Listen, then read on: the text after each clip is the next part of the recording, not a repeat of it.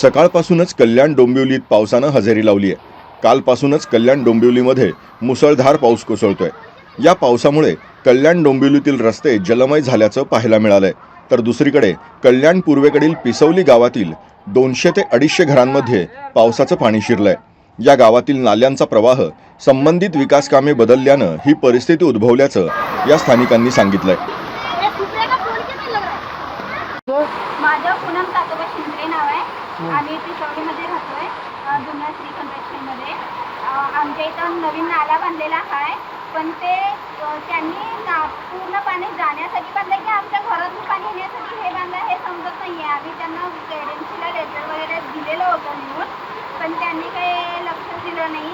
आता सगळं येऊन जमलं आहे, आता बघूया काय करतात. आणि पाऊस एकतर भरपूर पडला आहे, पूर्ण रूममध्ये पाणी शिरलेलं आहे. किती घरात पाणी शिरले आणि काय नुकसान झालेलं आहे? 300-350 घरामध्ये पाणी शिरलेलं आहे. सगळं पूर्ण बेडमध्ये, तिजोरीमध्ये, परत फ्रीजमध्ये पाणी पूर्ण सगळं गेलेलं आहे. बाथरूममधनं पण येत आहे पाणी.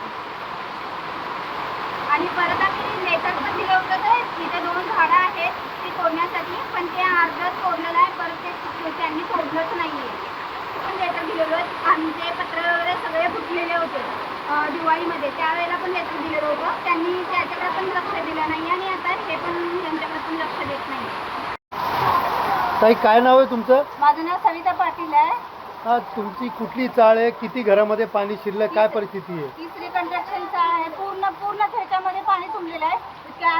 15 वर्ष झाले आम्ही राहायला उभं आहे, पण इतके वर्ष कधीच नाही पाणी साचले. ह्या वर्षीच पाणी आलेलं आहे. हे नाला आहे, त्याच्यामुळे आमच्या इकडे पाणी आलेलं आहे. नाल्याचं काम त्यांनी करून घ्यायचं. किती घरामध्ये पाणी आहे? पूर्ण या श्रीमध्ये सगळ्याकडे पाणी आहे. धनश्री वगैरे सगळीकडे पाणी साचलेलं आहे. बेटा ए अर्पिता खड़ा हो जा। ते फोन पानी में गिरेगा।